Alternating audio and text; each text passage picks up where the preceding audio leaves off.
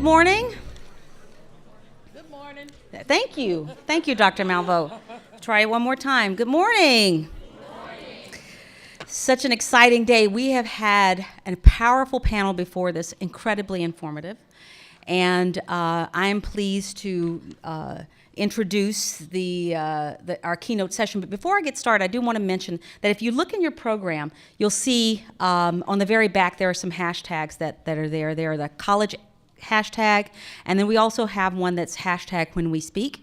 So please feel free, if you have some comments or thoughts or impressions about the conference, please feel free to share those things, those thoughts on social media, and use the hashtag when we speak in the college hashtag. I would like to take a quick minute to introduce some dignitaries that are in the audience. I'd like to start from my left here, the Director for Sophomore and Junior Experience, Janine Deloach.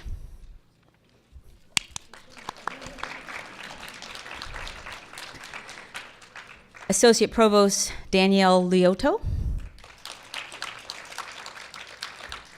Dean Cara Rabbit, Dean of the College of Humanities and Social Sciences.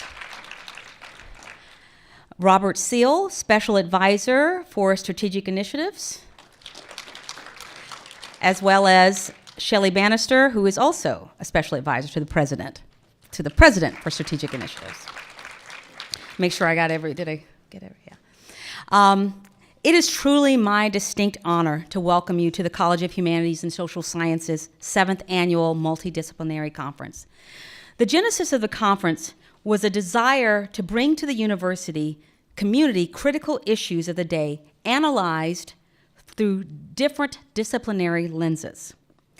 Since this initial conference, we've offered the university engagement on relevant and timely issues, and this year's conference continues that tradition. Our title, When We Speak, Sex, Power, and the Metoo Movement, couldn't be more timely. Imagine we actually plan these things a year out, so it's very nice that when it works that way. This conference was made possible through the collaborative efforts with the Office of Sophomore and Junior Experience and the departments and programs of the Colleges of Humanities and Social Sciences. And if you will allow me to say those departments and programs, just so that we are aware the scope of our college. Africana World Studies, Anthropology, Asian Studies, English, Geography and Urban Science, History, Language and Cultures, Latin American and Latino Studies, Liberal Studies, Philosophy, Political Science, Psychology, Sociology and Criminal Justice, and Women's and Gender Studies. I'd also like to take a moment to talk about our absolutely incredible committee, conference committee. This year's co-chairs were Sumi Raghavan and Maria Villar, and Judy Bernstein, Mark Ellis, and Emma Haney were also members of that committee, and their names are in the program. But it's just,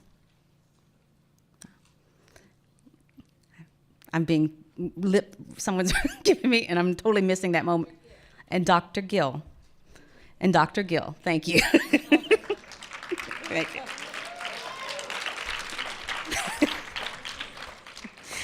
All right. Thank you, Dean Rabbit, for saving the day, because he's not on the list, and so I would have skipped. Our keynote speaker is Dr. Julianne Malveaux, and to say that I'm a fan is an understatement. Dr. Malveaux is a labor economist, author, and commentator. Some have described her as a public intellectual whose analysis of contemporary issues has garnered widespread acclaim. Dr. Malveaux actively contributes to public dialogue on issues such as race, culture, gender, and their economic impacts. She's a very sharp woman. She entered Boston College after her 11th grade. She went from 11th grade to Boston College. All right, so went straight to college after 11th grade, and completed her bachelor's and master's degrees in 4 years. It was there that she was initiated into the Iota chapter of the preeminent sorority Delta Sigma Theta. And if I sound a little biased, it's with reason. She earned her PhD in economics from MIT and holds honorary degrees from Bennett College, Sojourner Douglas College, the College of Notre Dame, the University of the District of Columbia. Dr. Malveaux Dr. Malveaux has appeared in USA Today, Black Issues in Higher Education, Ms. Magazine, Essence Magazine, and The Progressive. She's had weekly columns that have appeared for more than a decade in newspapers across the country. Dr. Malveaux has also appeared regularly on CNN, BET, PBS, ABC, Fox News, The O'Reilly Factor, TV One, C-SPAN, MSNBC, and CNBC. She's been faculty or visiting faculty at several institutions, the New School for Social Research, San Francisco State University, the University of California, Berkeley, College of Notre Dame, Michigan State, and Howard University. And she served as president of Bennett College, the oldest historically black college for women. Dr. Malveaux serves on several boards of the Economic Policy Institute, serves on the boards of the Economic Policy Institute, as well as the Black Doctoral Network, and she's president of Push Excel, the educational branch of the Rainbow Push Coalition. She's also the president and founder of the Economic Foundation, a nonprofit located in Washington, D.C. It is my deep pleasure to present to you Dr. Julianne Malveaux.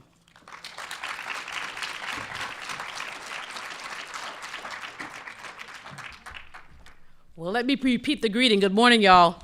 Good morning, everyone. In the Black community, we do call and response. So let's try that again. Good morning. I want to make sure everybody's awake. I am so delighted to be here for any number of reasons. First of all, to see all the young people, the students here, and to participate in this amazing multidisciplinary conference. Secondly, I want to thank the committee and especially Mark Ellis, who's been trying to get me here, I think, for couple of years, and the schedules never have segued, so this time they did, and I'm really glad about that. I want to compliment my colleagues. The previous panel was just absolutely outstanding, and I learned an awful lot, especially about what's happening in the South, but also I didn't know about this highway robber dude. I'm gonna have to put him down as in my list of Black heroes, even though we got hung. But highway robbery is a veritable cause when you can't find work. You know, as they say in the hood, y'all forgive me, I am formal, but I'm also very informal. But as they say in the hood, it's hard out there for a pimp. So if the brother couldn't do anything else but rob at the highway, it's a good thing. But I am especially happy to talk today about the Metoo movement in the context of race. I'm going to keep coming back to a central question, and I'm going to start with it and end with it.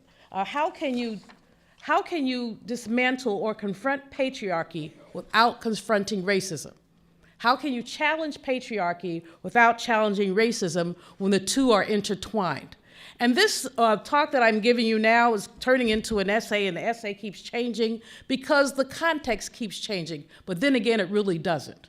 We've been dealing with these issues since this country was founded. Women were structurally peripheralized with no vote. Abigail Adams writing John, please don't forget the ladies. But women did not get the vote, despite the fact that there were some of the founders that thought that women should have it. But people of African descent were even further marginalized. We were 3/5 of a person. This is always a contradiction about race and humanity. On one hand, we were human enough to be counted so you could have enough votes in the Electoral College, but not human enough to be people.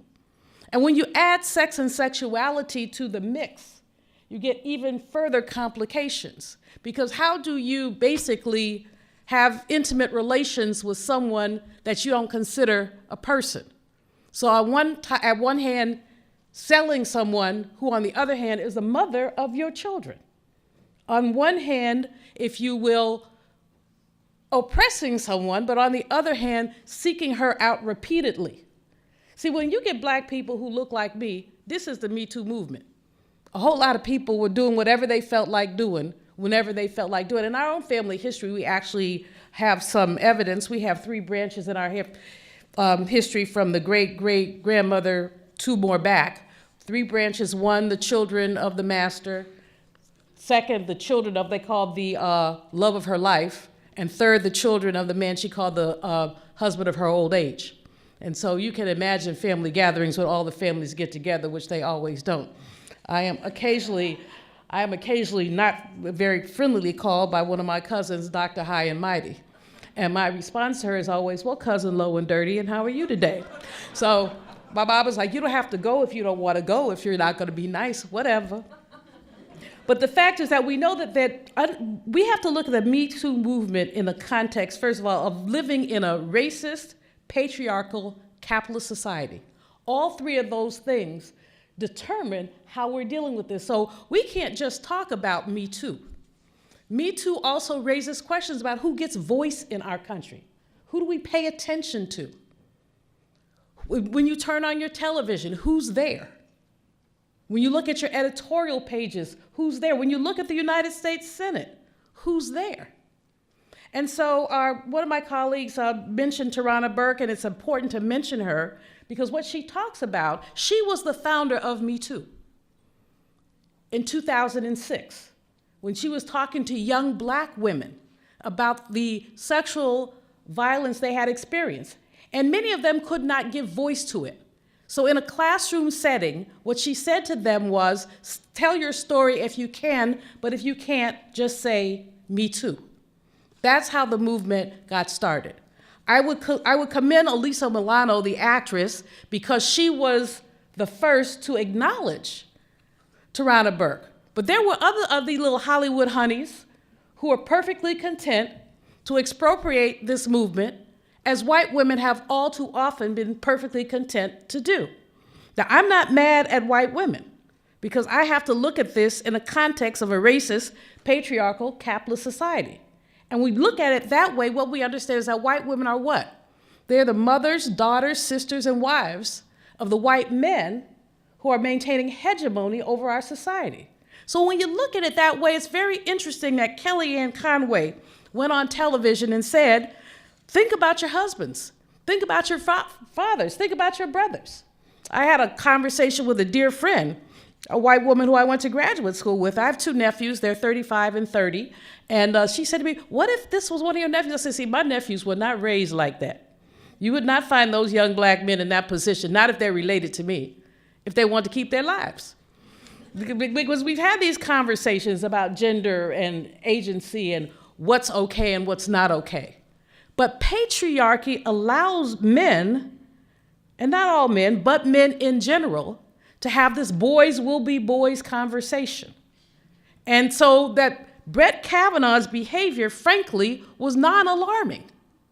For many of those folks, we did that too. There was an article that came out it was in the Washington Post the week after his testimony by a white man who identified himself as such and said that he went to a prep school.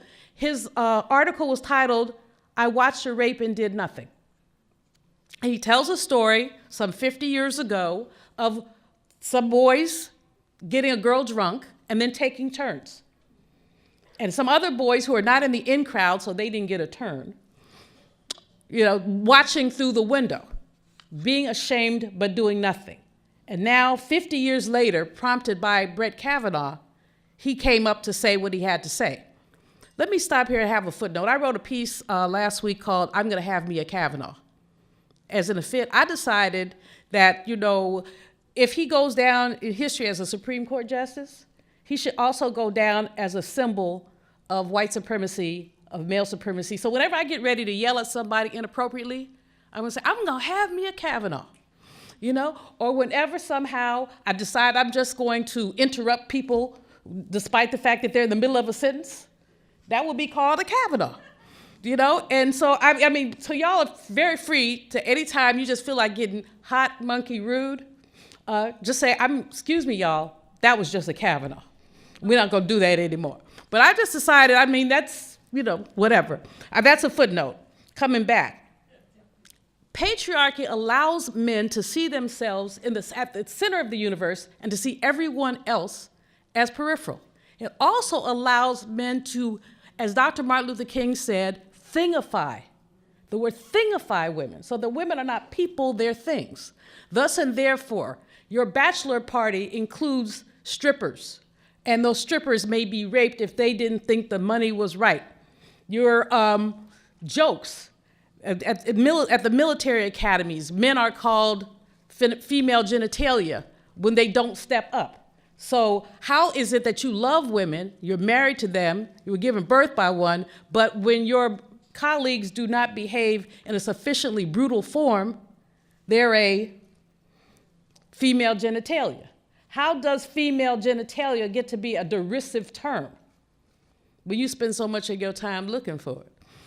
How does it really get to be something that's derisive? And how do we sometimes, women, fall into that? Well, because we swim in the same water that these men do, because we think about our sons.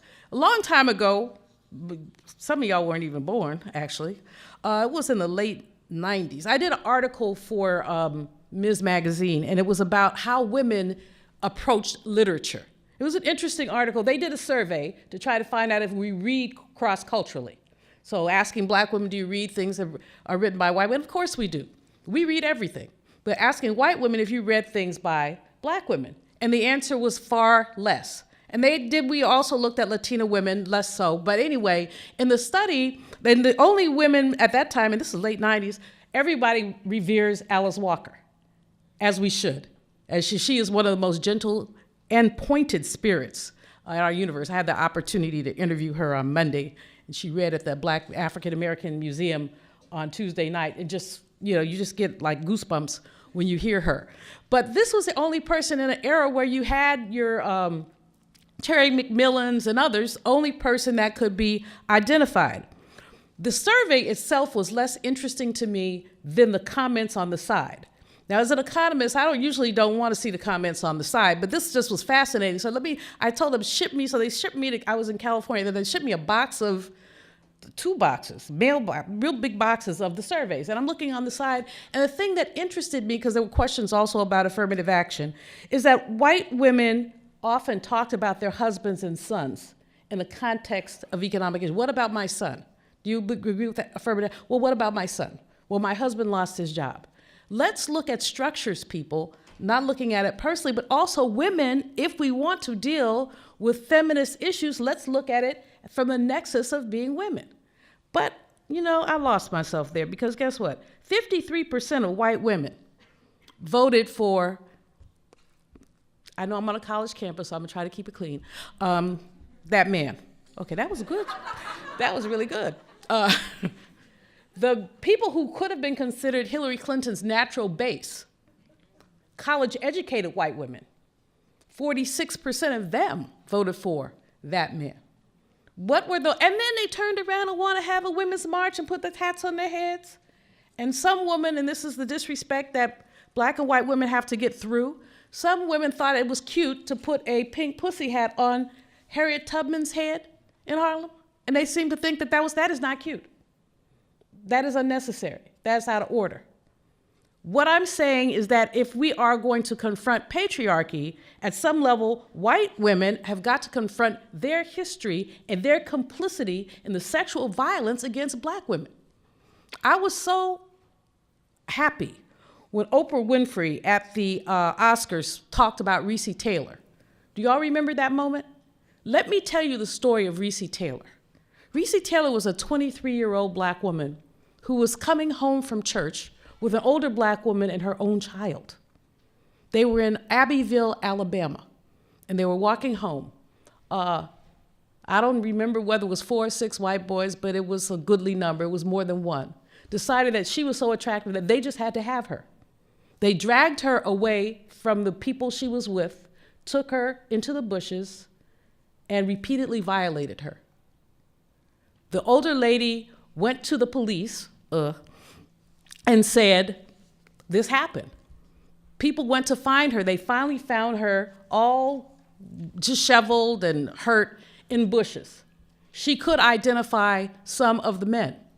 But although she could identify the men, charges were never brought. Their white wives and sisters and cousins alibied them. They weren't there. Then when that wasn't gonna work, they said, oh, but she wanted it. Who wants a young mother whose husband was still alive? She had a family, she had a child. Who wants that? It's a horrible case, and these cases are repeated again and again and again in Southern history. But the issue, white women, that I have to ask, and I'm not blaming persons, but structures, is what made it you think that, would you like to get raped by 6 people? Nope. So what makes you think that this black woman would? And why would you alibi your brother, cousin? Was your race interest greater than your conscience? Did you truly believe that black women had no virtue that could be violated? Why could you not speak up? Now, in another case that's equally chilling, but did have a different outcome, praise the Lord, a young lady named Jo Owens was a student at Florida A&M University, one of our historically black colleges, in 1950 or 51. Jo Owens and a sister friend and two guys were coming back from a party, and they did what young people do, stop to park. I guess they just were gonna talk. I have no evidence of whatever they were going to do, but they were out in an area where young people tended to stop and park. And 4 white boys saw the two couples and decided, we want in on this. They grabbed the girls out of the car, made the boys run. But one of the girls was able to get away, but Jo Owens was not. Before it was over with, she was raped again by, the number again is over 4. It might be 6. She was so badly injured, she was in the hospital for like 10 days. The doctors testified that she would never be able to have children. She had something of a breakdown. But during the case, the white boys testified that she actually asked them to have sex with her. The medical examiner testified to her bruises, all kind of bruising between her legs, on her neck, everywhere else. But they maintained that this was consensual. Blessedly, there was a young white man who was an intern in the sheriff's office who actually had gone and found her when her friends went. And he testified to the fact that these guys had actually said before, jokingly, in the police station that they did it. Then when they realized this was going to court, this was not going to be your usual joke, they backed up. One of the guys, 2 of them were sentenced to life in prison. One got a shorter sentence. One of the men who was sentenced to life in prison, mother, white woman, petitioned for her son to get out early because she needed help. Yeah, she needed help. She gave birth to that. But that's another story. In any case, he was released early.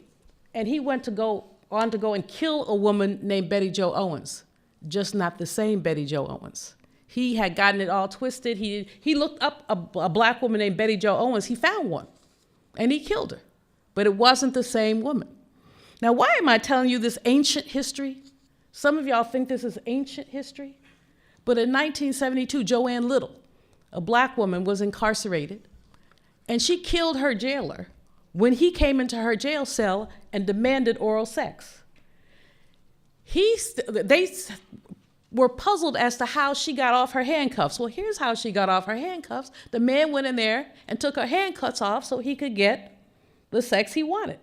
And she was able to, I don't know what she did, but she killed him. And then they wanted to try her again for murder. Blessedly, she beat the rap, and she was released, and she's gone on to live a productive life. But that was in the 70s. And we can fast forward. And so this is not new. When we talk about whose voice gets to be heard, we have to talk about black women's voice and how infrequently our voices are heard. And when they're heard, how often they're marginalized. And when I say black women, I use that as a metaphor for other women of color, but also as a metaphor for working class women, women who hardly have voice. So that in a restaurant, some men think it's okay just to put your hand on somebody's hind parts, look down their blouse, do all that. This is what patriarchy lets us do. It lets us marginalize women. But we can't look at patriarchy without looking at racism as well. It became more and more clear to me as I was preparing to come, and like I said, I've got 5 versions of what I'm talking about because this will end up being an essay one of these days. I started writing I wrote a piece in I syndicated in the Black Press, National Newspaper Publishers Association, and that's Black America Web Online. Is Black America? No, Black Press Online, blackpress.com. But anyway, I wrote a piece in December called Race, Gender, and Me Too. And then I gave a talk and change it around, and I keep changing it around because it keeps changing, but it's not changing. The issue really is how we deal with sexual harassment, sexual assault in the context of patriarchy. See, once you open up the can, Tarana Burke is wonderful. I think the world of her. At the same time, I'd love to have a conversation with her to challenge her just a bit. She was interviewed in the New Yorker over the summer, and she said that she thought the movement had gotten too broad. But the issue is it can't get too broad. Once you start challenging patriarchy, everything else begins to unravel. Once you say you don't have the right to, and then you fill in the blank, it makes people question what other kind of rights. When 45 stands up and says that Saudi Arabia is just like Kavanaugh, guilty until proven innocent, when a whole person disappears. And when you say guilty until proven innocent, every black man I know looked at each other and said, huh? My brother and I we fight all the time. The last time we had a fist fight was over Clarence Thomas and Anita Hill. That was some time ago, and we were banned from eating at my mother's dinner table for a good little while. What he said was, anybody who had been intimate with more than 3 men had to be a, you know what? He has 4 sisters, 3 of whom are unmarried, all of whom are very warm-blooded human beings. So when he said, if you have more than 3 relationships, you are a, you know what, that required me to throw a dinner roll at him. It was required. I'd rather that than a fist. And as he said to me last week, he said, things haven't changed very much, but I will concede that you're probably right. That's the best I'm gonna get out of him. I will concede that you're probably right. But things have not changed so very much from the time when Anita Hill was grilled unmercifully. Dr. Christine Blasi Ford did not have that treatment. She was not accused of erotomania.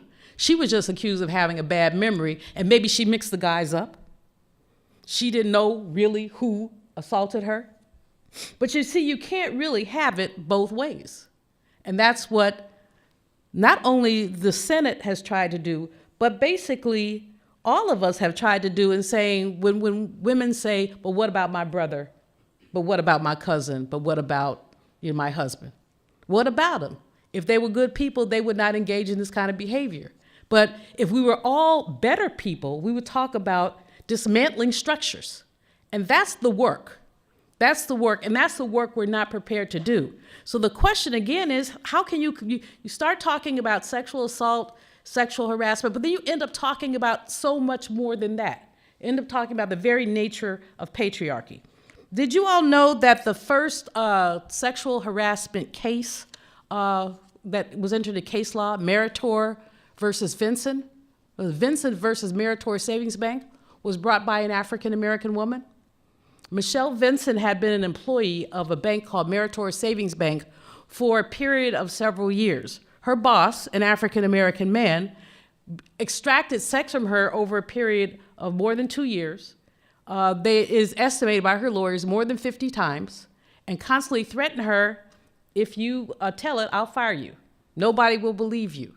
So I bring that case up, first of all, because Michelle Vincent is history, and when people talk about sexual harassment in the workplace, they neglect to mention the African-American woman who in 1986, really beginning 84, case went to the Supreme Court in 86, had the absolute courage to bring that case. But the other reason I bring it up, because even as I talk about race, gender, and Metoo, African-American men are not exempt from this behavior. But they should not be blamed for this behavior when they don't do it. How does a crazy white woman named Theresa Kline in Brooklyn decide that a little black boy has groped her on her non-behind? Because her non-behind, there wasn't nothing there to grope. For the record, that's not nice, but it's the truth. But the fact is that the reason that I raise that, this is the complexity of Me Too with race. White women are almost always believed when a black man is involved. That was true historically, and it's true now as well. So we have to look at that. So the conversation I'm having with my brother is like, if you say you believe the woman all the time, now he didn't believe Kavanaugh either, because he said the man was he was too animated. Something was going on. He was lying. Okay, so my brother, the construction worker who we fight all the time, he said, I could just tell. I could look at him and tell. I said, okay, brother, I got you. But if we say we believe the women, would we believe Theresa Kline? So can we have a blanket, we believe the women, or are we prepared to do critical thinking when we talk about Me Too? Are we prepared to say that every woman needs to be heard, but we don't have to go as far as Melania Trump, who said, but she must have hard evidence. What is hard evidence? Well, this one didn't have any evidence. The tape showed it. But just take us back 20 years and take us a few miles south to perhaps Virginia, and I wonder what would have happened if a white woman called the police on a little black boy saying he had groped her. See, black children have no childhood. Young black women are taken even as age 6, 7, and 8 to be perceived as caretakers. Young boys threatening, according to Jawanza Kunjufu, by the 3rd grade. You have people saying, I feel threatened. Teachers saying they feel threatened. So then when another crazed white woman calls the police on a neighbor because he does not give her his apartment number, which he didn't, just like she didn't know anything about him, he didn't know anything about her. She could have been a blonde wig-wearing robber. Who knows? So he was not obliged to give her his apartment number. But she called the police, and what she kept saying was she was uncomfortable. But if she was so uncomfortable, how come she got in the elevator with him? Now, some of y'all don't know about these cases, but many of you do. And if you don't, just Google St. Louis crazy woman or Theresa Kline, we have her name. But just Google them. These are people who are unwell. There's a lady who just called the police on a brother who was watching his son's soccer game because he yelled at the referee, but he didn't yell at the referee. He was yelling his son encouragement. His son looked discouraged because of a bad call, and he yelled to his son, the referee is right. That's what good parents do. The woman called the police because she didn't know what was going to happen. So in this context of Me Too, where are the people who are going to look at our history, look at African-American men and women, and the extent to which our voices have been marginalized and peripheralized? So I'm not saying that we can't pay attention, but I am saying that it's mighty funny that Bill Cosby is in jail and Harvey Weinstein is sipping mimosas somewhere. I'm not saying it's the same court or anything else. I'm just saying that it seems that some men pay a greater price than others do. And I'm not saying that sexual assault is wrong in any case, but I'm saying we have to look at who we excuse and why. Harvey Weinstein was utterly stunned.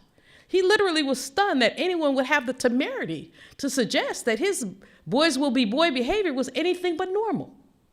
I mean, he was stunned. And you see many others who are stunned that these come up. One of my dear colleagues and friends is Congressman John Conyers. And he had to leave Congress because of allegations. And it was sad, it was tragic.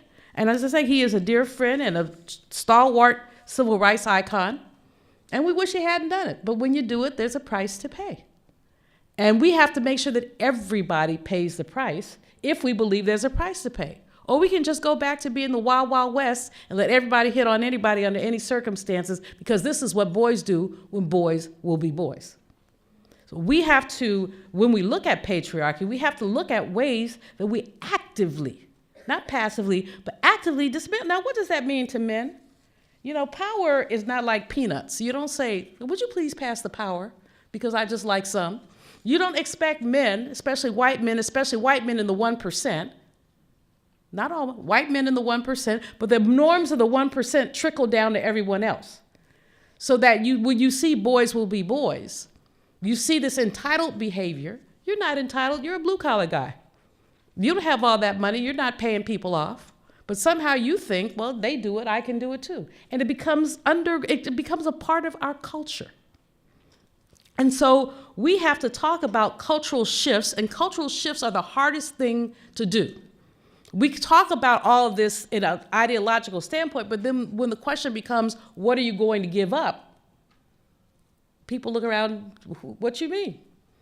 I gave a talk one time, it was hilarious, and we were talking about reparations and economic distribution. Had nothing to do with any of this, much. And I was appointed the rapporteur of the group, so we broke into small groups. And so we talked about reparations and we talked about wages. And my thing was, in order to start talking about making the playing field more level, people at the top are going to have to give something up. Nobody challenged me in the small group.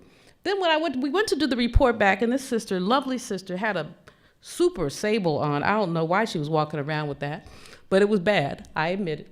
And she had a big old ring. I admit that was bad too. I wasn't envying the ring, but I was envying the stone in the ring. I was thinking about how much stuff I could buy with that for, some program or other I had. And when I said, and we decided that people need to give up some of their wealth, my girl flashed her hand up, diamonds, and she said, we didn't say that.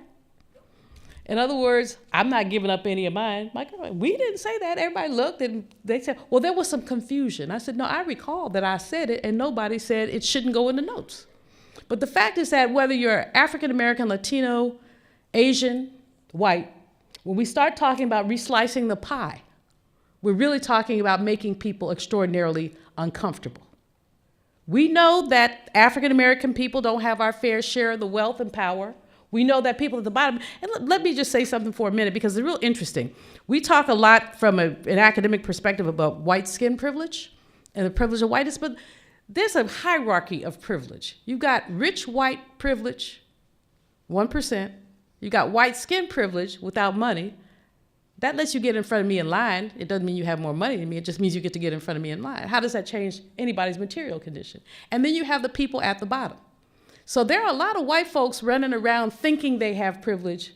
They got skin privilege. They don't have the same kind of privilege that Harry Weinstein does. They don't have the same kind of privilege that our genital-grabbing president does. Bragged about it on TV and got elected anyway. That's how women have been brainwashed to go along with patriarchy. Now, I will footnote, yeah, Hillary was a horrible candidate. A whole lot of things she could have done better. We had so many conferences in 2016. What's wrong with Hillary? How'd she mess up? I stopped going to those conferences. Like, she messed up, let's just leave it alone. Don't run again, Hillary. That's all I got to say. And Elizabeth Warren, if you keep getting your blood tested, you can't run anymore either. It just doesn't make any sense. But you see how can you hear about a genital grabber and then decide to vote for him? Or in the case of Alabama, Roy Moore. This was a total documented pedophile. But only because African American women came out in droves, thanks to Congresswoman Terry Sewell, and only because those women voted for the other guy, 97%. Some suburban white women crossed over, but more of them felt more strongly about the Republican Party than they did about their gender issues. They still voted for him. The majority of white women still voted for Roy Moore, despite the fact that the women he violated were young, in some cases teen girls, really. Anybody under 18, and certainly under 16, is really a girl. And so when you've done that, having people, never mind, we're not going to go into the details. But in any case, what we have to look at then is what does it take in the era of Metoo, while we're all so concerned about sexual harassment, sexual assault, and they're not all the same thing, sexism, but once you say sexual assault, sexual anything, then gender issues are raised and patriarchy is challenged, and therein lies the resistance, and the resistance comes because too many white women are bonded with the effects of patriarchy, with the benefits of patriarchy. Again, they're the mothers, daughters, sisters, and wives. Do you know that actually, technically, white women have more wealth than white men do? But they allow their brothers and fathers, et cetera, to exercise their wealth. Imagine if they use that wealth to advance issues around gender. Imagine if they said, I'm going to use this wealth for gender equality issues. You get something that looked very, very different. But then you'd be confronting history in a very, very different way. We in America are a really messed up country. Our history is flawed, and we have to live with it. But the question is how we begin to transcend it. If we want to see a country that looks like the Constitution, then a Me Too movement, which begins to chip away at that fortress called patriarchy, there's a little bitty hammer that chips away at it. And I imagine that what some of you students who are freshmen and sophomores, by the time you're adults, you're 30, 40, 50, we'll see something very different. I imagine that. But will that difference also spill over to differences around issues of race? Because we won't dismantle patriarchy when white women can be co-opted to embrace the interests of patriarchy in order to lift up the issues of race. And there are always those opportunities. So the question always in an academic setting when you're looking at questions like this is then, what do you do about it? What kinds of things do we do about it? Part of it is that we just begin to have conversations, but I think that that's very, very weak to say, let's begin to have conversations. Part of it is that we look at public policy. And when we look at public policy, we have to look at it with impact statements. What impact does this change in policy have on women, on people of color? You don't just have neutral policies. I'll give you an example from my profession, economics. We used to always have our meetings. The American Economics Association used to always meet in the week between Christmas and New Year. It was just habitual. Many of the academic organizations did, but we were finally a group of women said, it should not have been a group of women, it should have been a mixed group of people, said, if we have these meetings between Christmas and New Year, and we have family obligations, that means fewer women are able to participate in these meetings. And it took about 3 years, but finally we agreed on a alternating schedule. So 1 year we have it between Christmas and New Year, the next week we have it the week of New Year. And there's frankly never a good time to have these kind of academic meetings if you just say neutrally. But what you looked at is that more women said they would come. Many of the men didn't get it at first, even people who were fathers. So they had families too. But in their mind, the woman was going to take care of the family. And so that was a cultural shift for that organization. I would encourage you to look not only at this college, but at other structures that you belong to see what kinds of policies do not have a gender neutral effect. I encourage you to look around a room, and when you see a room that has no people of color in it, there's something wrong with that room. How did the room get to be like this? What were the pathways to this room? And how will we change those pathways? I would also encourage you to look to see, why are there no women in this room? What time, and I'm sure there are very few meetings that have no women in them, but there still are some. Try the United States Senate Judiciary Committee, especially if you're sitting on the Republican side when they have those little side meetings. No women. It is amazing to me that the Republican Party does not have a woman. They have women in the Senate, but not a woman on the Judiciary Committee. But I don't think that things would have happened very differently with Mr. Kavanaugh, but it might have been a very different and much more productive optic to see at least a woman sitting on that side. And so coming back to the question, the motivating question, can you dismantle and confront patriarchy without confronting racism, since the two are intertwined? My answer, frankly, is no. Brett Kavanaugh, I don't know how y'all came up with this theme, but Brett Kavanaugh did us all a huge favor, because I have never seen in 45 minutes someone so vividly illustrate what privilege looks like. So in 45 minutes, let us know, even though Dianne Feinstein is a United States Senator, he could cut her off. Her voice didn't matter to him. Even though Amy Klobuchar is a United States Senator, he could mouth off at her. Have you ever passed out? No, I want to know the answer. Why did, and the fealty to patriarchy is such that those white male senators on the Republican side, none of them chastised him. One of them should have said, hold up, dude. You don't get to talk to my colleague like that. This is a hearing. This is not a beer brawl. You don't get to get all agitated and cut people off. But in patriarchy, that's what men do. And so Me Too has been an illustrator for all of us. It's illustrating essentially what our society looks like and what we've taken for granted.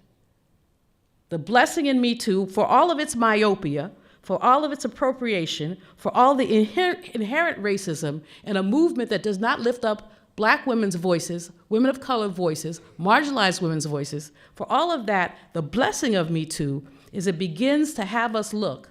It really has us look under a microscope at ourselves and ask us how we would go about structural change. Let me close by saying, when we talk about people not having their fair share and wanting a bigger piece of the pie, I always want to ask people, what kind of pie? See, do you want a bigger piece of the pie, or do you want a different recipe for pie? Do you want more of the same, or do you want something that's potentially better?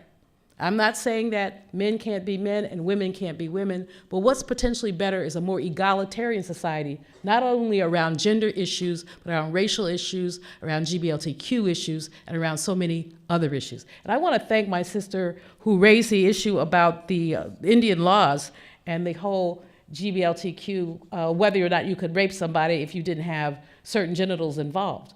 That's an issue that we have really ignored in this country. And we talk about voice.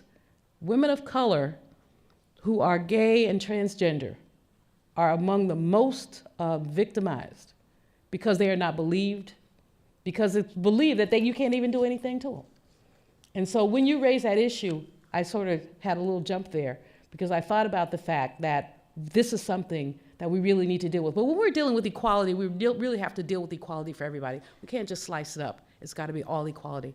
So thank you very much. I've deliberately tried to allow time for questions. Did I do okay with that question thing? I did, okay. So I'm very happy to respond to questions, comments, and conversation. Thank you. You want to stand and answer?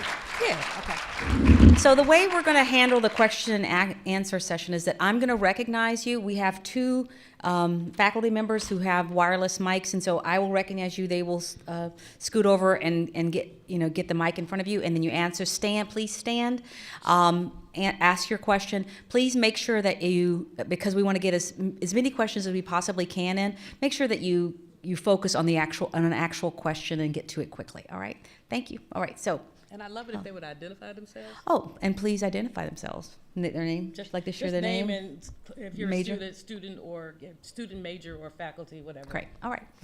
Questions?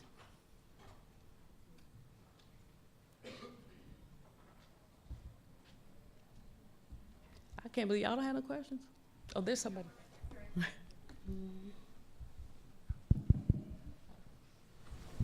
Hi, I'm Dr. Snyder from the economics department over in the College of Business. How do we move forward and break down some of these barriers and make people more aware of what's going on when our news is so segregated?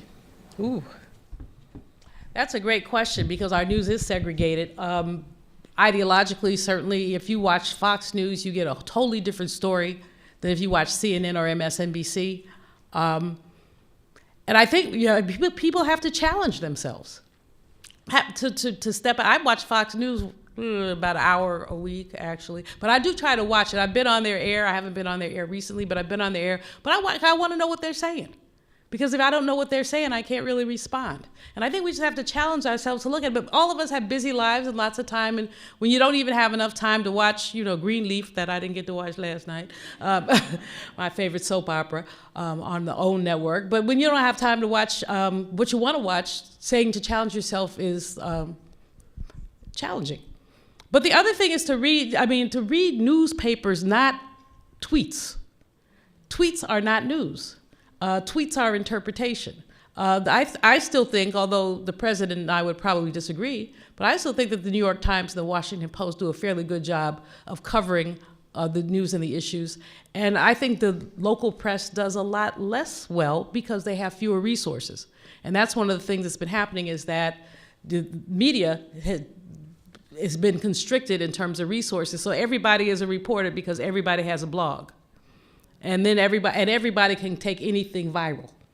So that's kind of interesting. But I think it's about challenging ourselves and having conversations. The other thing I do that's difficult, but I do it from time to time, is try to talk to people on the other side of the aisle. As long as I can stay, I don't eat food with them, and I don't Well, some of them I don't eat food with. I don't eat food with people who have knives and disagree with me vehemently. No one knows what will happen.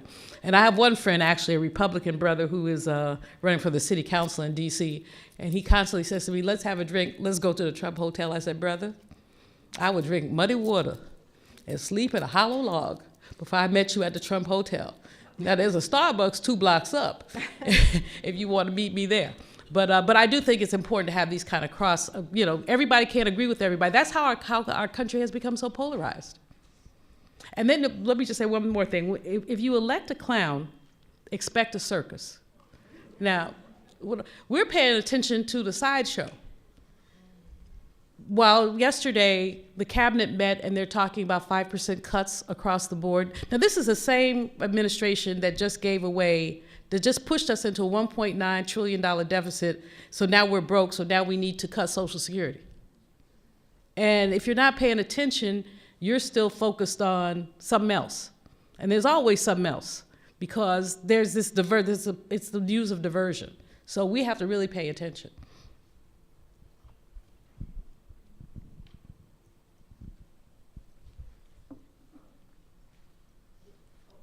One and then two.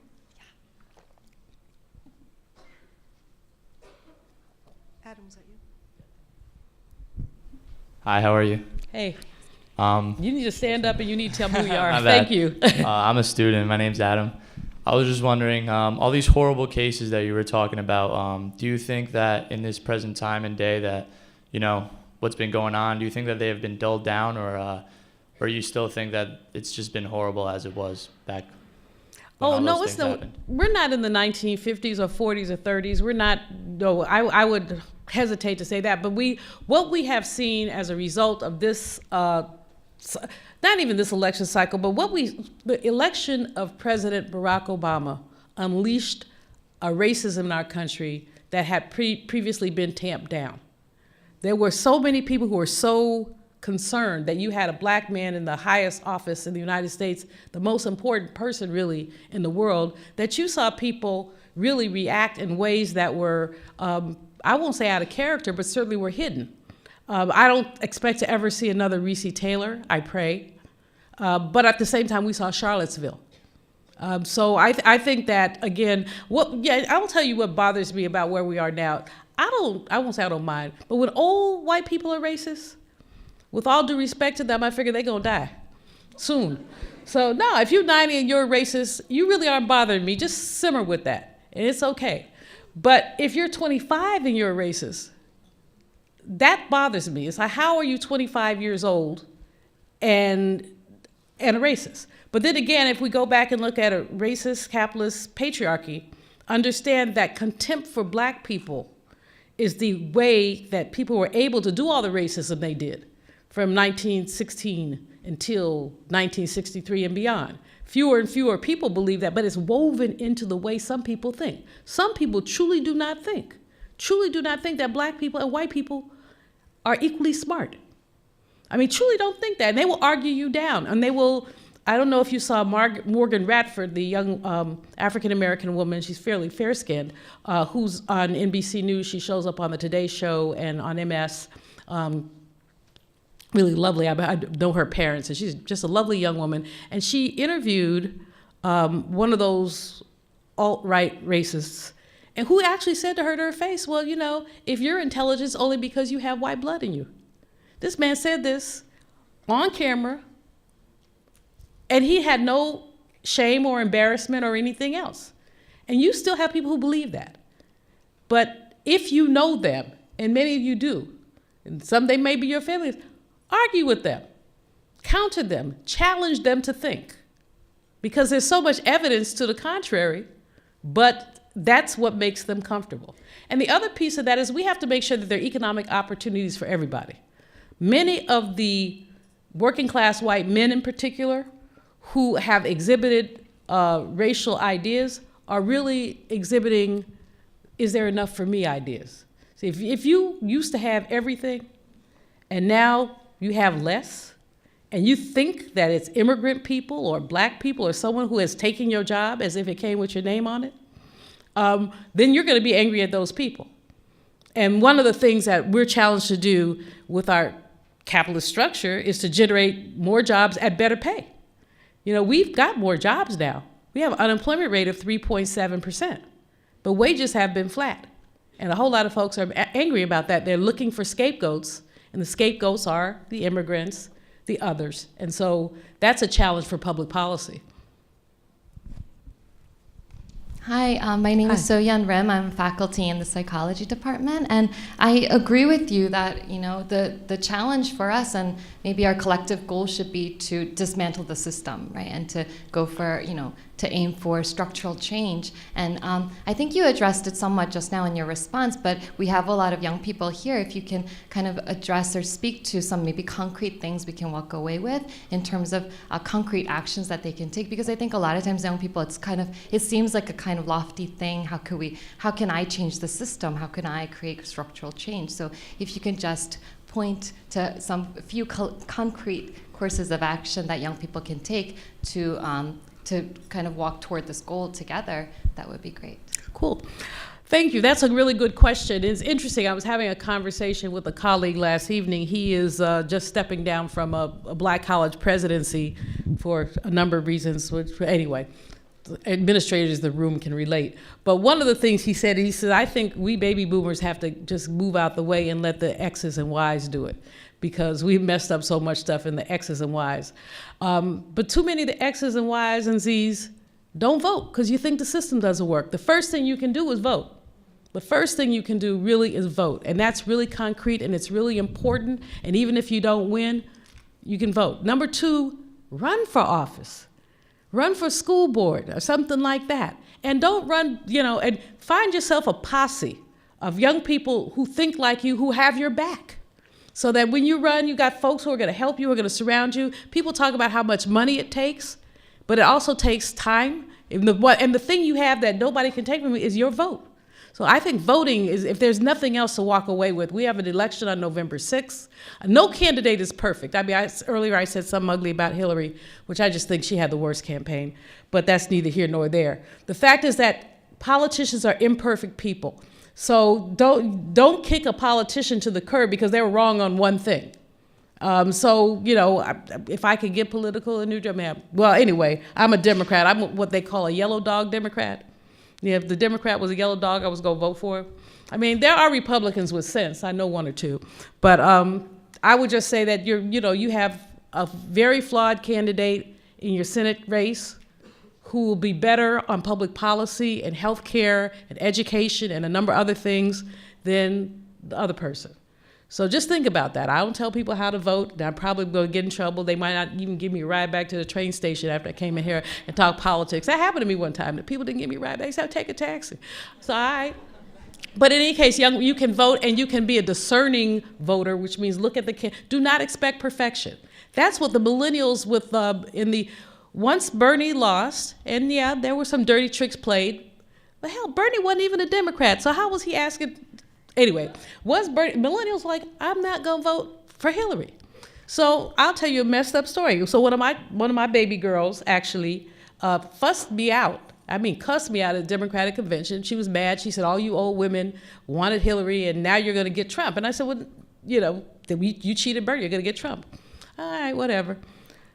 Kavanaugh is nominated. Baby girl calls me up, Doc, what are we gonna do? Kavanaugh's gonna be on the court. What's gonna happen to our abortion rights?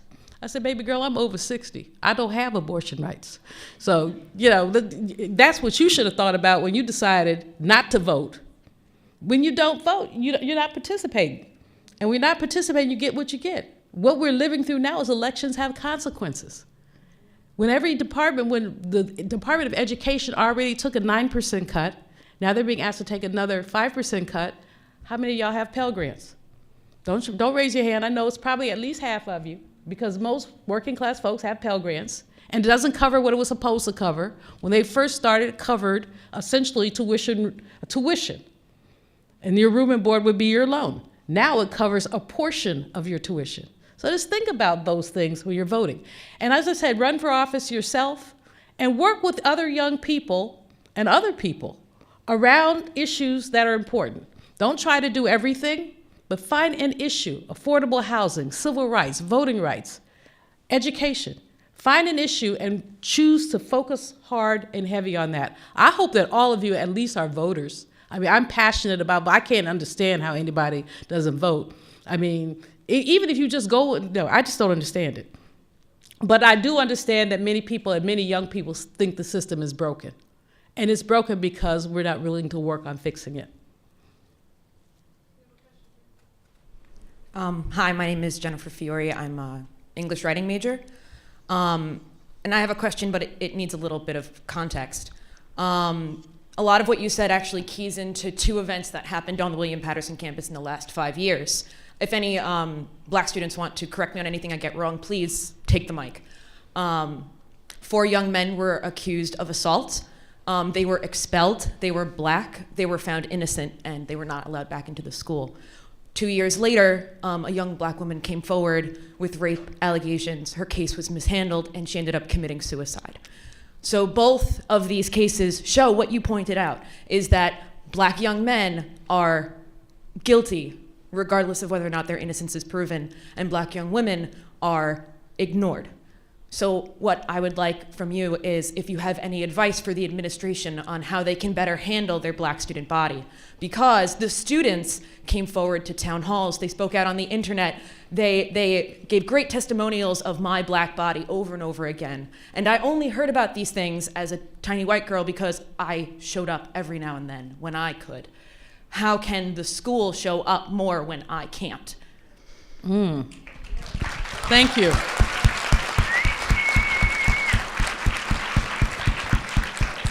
And I pause, thank you so much, Ms. Fiore, and I pause just because whenever a student commits suicide, it is a tragedy. It just, well, anytime anybody, but especially a young person. I think that administrations are challenged to be extraordinarily sensitive and especially to ignore their inherent biases. I would want to know why this young woman was ignored. I would want to know who ignored her and why. Who was doing student services then? What kind of counseling was available? I mean, there are just so many questions. But I think that basically those who are doing student service and the entire administration, that includes faculty. Faculty think you're sitting there correcting papers and giving lectures, but you know when you see a troubled student, you know, and you can step outside of your professorial role to say, can I walk you to counseling? Can we have a cup of tea or something like that? But I think that people who serve, so not only are you all, young people, are customers in higher ed, but you're also our future. And you have to be treated that way. And so I hope that the administration, without knowing more about what the administration has done or is doing, I would simply say that I hope that they would keep these cases on their radar screen. I hope that they would be more open to listening. And I hope that the young woman who was ignored, that somebody sets up something in her name, a scholarship fund, something in her name, so that she doesn't get swallowed and ignored in her death like she was in her life. Thank you.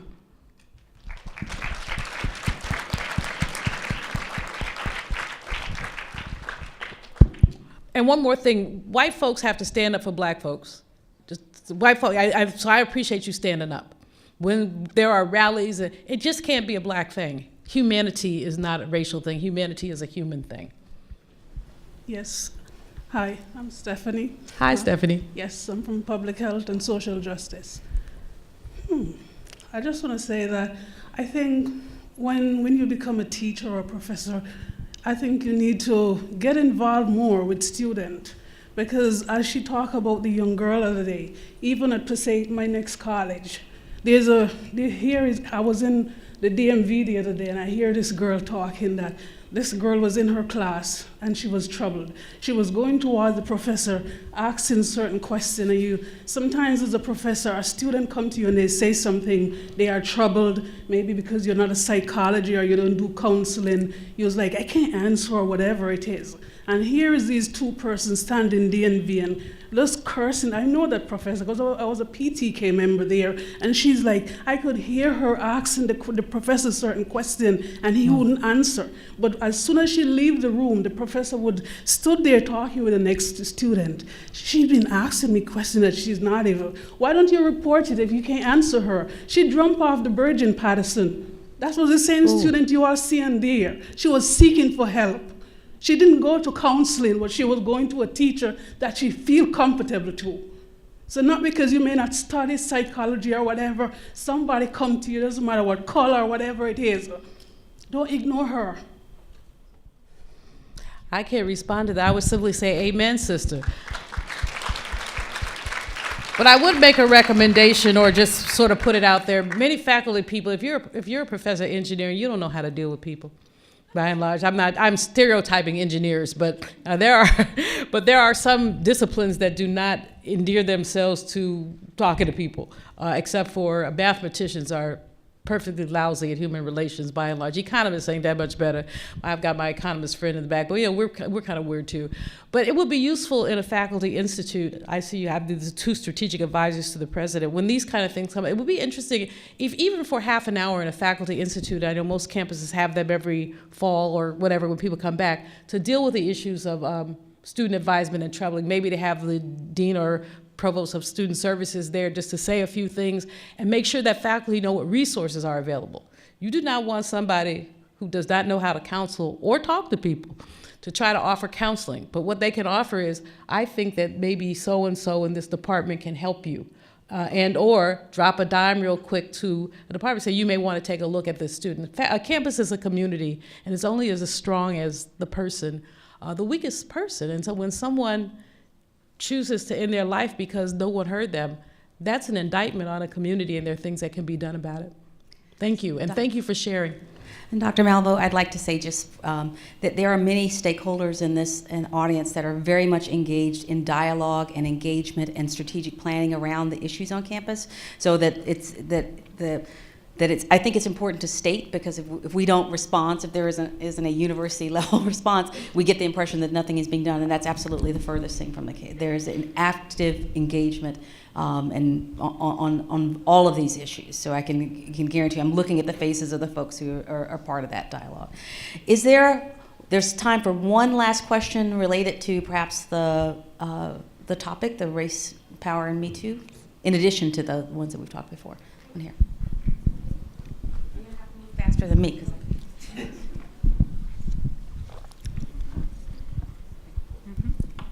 My name is Geraldine. I'm an Africana World Studies major and a psychology major. As a person of color, what is your advice to our community?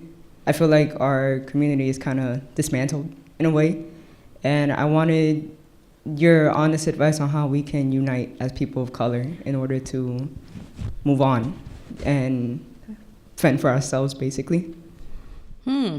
Not knowing the particulars, it would be difficult for me to really respond. I don't know the campus at all. Unfortunately, I do a little research before I come to a campus just to see what kind of issues are, and I really didn't see anything that leapt out at me. But I do think that, if you talk about uniting as people of color, I don't know if you're talking about the differences that we have under the people of color umbrella. And if you're talking about that, we need to know each other better. We need to know each other more. One of the conflicts that is now being, nationally, people are talking about black and brown conflict, and that doesn't have to be. When we look at economic indicators, black and brown people aren't so very different, although Latinos are advancing economically more quickly than African Americans are, but these communities still aren't so very different, so there's still a lot in common. I think when we look at all people of color, we're marginalized by, again, the racist, sexist, patriarchal capitalism that exists. So I think we all find, even with, when we're talking about people of color and white folks, we have more in common than not. And the issue of how we unite is how we come together around those things we have in common. If we're talking about a community, what do we have in common? I know I'm giving you sort of sketchy, not so specific answer, but I'd be happy to talk to you for a couple of minutes afterwards. I'm hanging around here actually all day, but I think we've got a lunch break, so if you want to take a few minutes together during the lunch break, I'd be delighted to do that.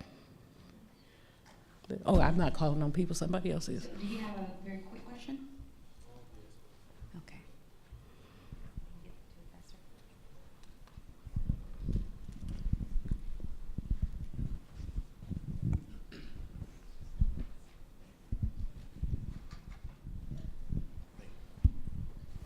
My name is Mondi. I'm an exercise science major here, and my question relates more to the power segment.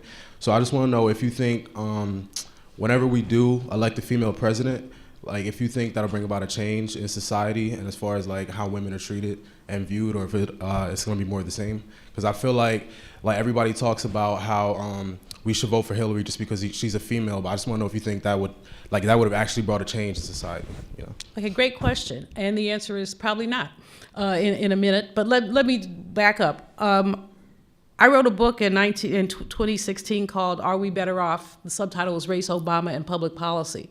And my conclusion was that while we were better off symbolically, economically, the African American community did not substantially benefit. Now, I ran into the president, still my president, and we had a little, and I told him, I said, let me play Bobby Womack on you. If you think you're lonely now, wait until tonight, baby. Because whatever criticism you might have had about President Obama, this just takes it to another level. But frankly, President Obama could not be the president for the black community. He was the president of the United States. There were some things that the black community benefited from, a lot of things that we didn't. And part of it was us. We did not push him hard enough. We were so happy to have a black man there that we didn't push on certain issues. He didn't support HBCUs like I would have liked him to, and a number of other things. So let's take that to the woman level. You have political structures. If a woman is elected, it won't be Hillary, and it's not going to happen in 20. The likelihood of happening in 2020 is very, very low, because we're talking about structural patriarchy. I mean, I did workshops during 2016 with African American ministers, my friends, my brothers, who one said to me and to my face, I can't imagine a woman in the Oval Office. He has 2 daughters who are law school graduates. He has a wife who's a physician, but he could not, he said, I just can't imagine it. I said, so what you gonna do? And he didn't answer me. I pray that he didn't do what I think he did, but maybe he didn't vote at all, and that's just as bad. So if you have these structural things here, there are things, it's probably easier to do women's equality than to do racial equality, but even then it won't be easy. You have laws on the books, all kinds of laws on the books that are discriminatory. You go law by law by law, and I'm so glad that you mentioned Catherine McKinnon in your talk, because she did an awful lot about women's equality, but the fact is that these things are structural. So even as we talk about what happens in the Oval Office, we need to talk about what happens in terms of local legislation.